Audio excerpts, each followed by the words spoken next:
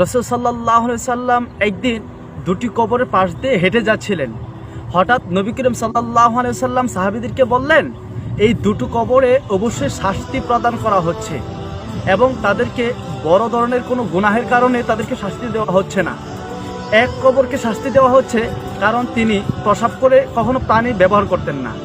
দ্বিতীয় কবরকে লক্ষ্য করে আল্লাহ রাসূল সাল্লাল্লাহু আলাইহি সাল্লাম বললেন, এই কবরবাসী দুনিয়াতে থাকতে গীবত করে বেড়াতেন। এরপর নবী করিম সাল্লাল্লাহু আলাইহি সাল্লাম সাহাবীদেরকে বললেন একটি কাঁচা খেজুরের ডালা আনতে।